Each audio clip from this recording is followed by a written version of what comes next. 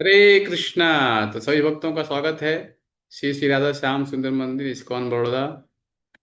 श्री श्री राधा श्याम सुंदर भगवान की जय। जगन्नाथ बलदेव सुभद्रा महारानी की जय। श्री श्री गौर निताई की जय। तो आज बहुत ही हर्ष के साथ आपको सूचित किया जाता है कि हिज होलनेस भक्ति प्रेम स्वामी महाराज जी का आज व्यास पूजा मनाया जा रहा है। आप लोग मंदिर आइए। तो शाम को 6:30 बजे सभी के लिए आमंत्रण है। तो 2025 आज लास्ट दिन है। आज एकादशी भी है। बहुत महत्वपूर्ण आज के लिए संदेश है। कृष्ण भावनामृत एक महत्वपूर्ण आंदोलन है और जिसका उद्देश्य है कि सभी जीवों को उनकी वास्तविक चेतना की ओर लाना है।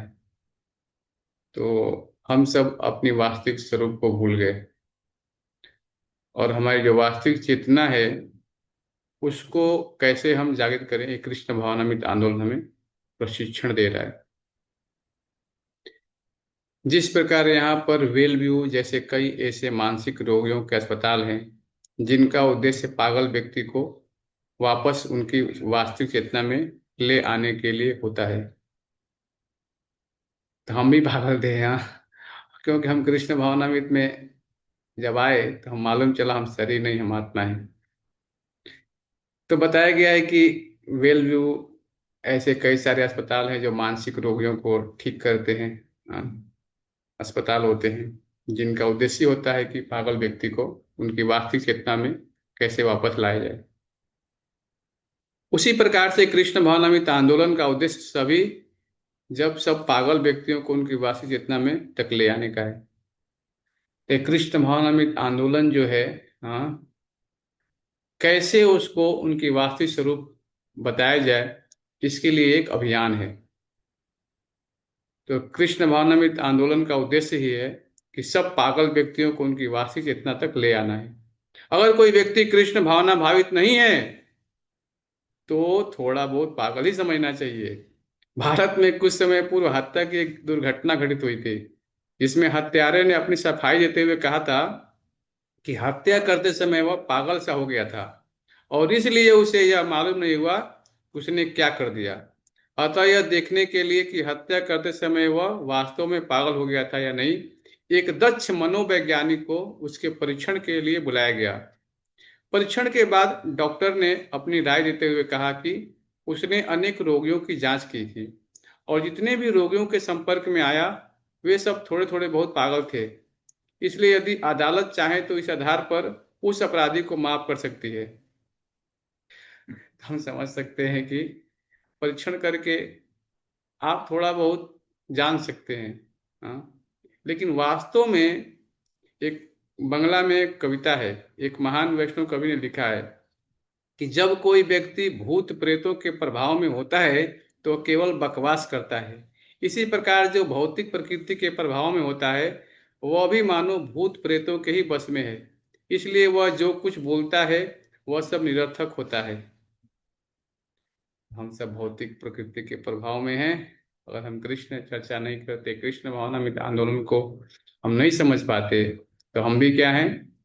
यहाँ बताया गया है कि भौतिक प्रकृति के प्रभाव में होता है वह भी मानव भूत प्रेतों के वश में ही होता है। इसलिए हम जो भी बोल रहे हैं सब क्या हो, वो निरर्थक हो जाएगा।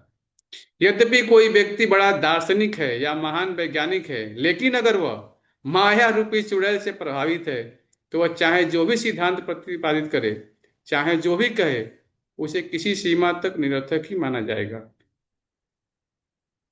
अगर हम भगवान के नाम गुण रूप लीला की चर्चा नहीं करते हैं और केवल बताया गया है कि महान दार्शनिक हो चाहे वैज्ञानिक हो, लेकिन अगर वह माया रूपी चुड़ैल से प्रभावित है तो वह चाहे जो भी सिद्धांत प्रस्तुत करेगा, हाँ, बताया गया है कि चाहे वह कोई भी सिद्धांत प्रतिपादित करे, उसे किसी सीमा तक निरर्थक ही माना जाएगा। इस आंदोलन का उद्देश्य ऐसे भटके हुए व्यक्ति को उसकी वास्तविक चेतना से वापस जोड़ना या वर्षित कराना है और वह निर्मल चेतना है कृष्ण भावनामृत। तो बताया गया है कि कृष्ण भावनामृत आंदोलन जो है किस लिए चलाया गया है कि हम सब अपनी वास्तविक चेतना को जाने। हम सब भगवान कृष्ण को भूल गए। हाँ, तो कृष्ण भावनामृत है, निर्मल चेतना हमें प्रदान कर रहा है। जब बादलों से पानी बरसने लगता है तो उस समय वह दूषण रहित शुद्ध जल होता है। पर जैसे ही वह पृथ्वी का स्पर्श करता है तो वह मटमैला हो जाता है। इसी प्रकार हम सब भी दिव्य आत्मा हैं और भगवान श्री कृष्ण के अंश हैं। इसलिए हमारी वास्तविक वैधानिक स्थिति भी उतनी ही पवित्र है जितना कि स्वयं भगवान की। तो यहाँ पर उदाहरण दिया गया है कि बारिश होता है, हाँ, तो शुद्ध जल होता है। जैसे ही वो पृथ्वी का स्पर्श करता है वो मटमैला हो जाता है। इसी प्रकार हम भगवान के अंश हैं और हम सब भूल गए।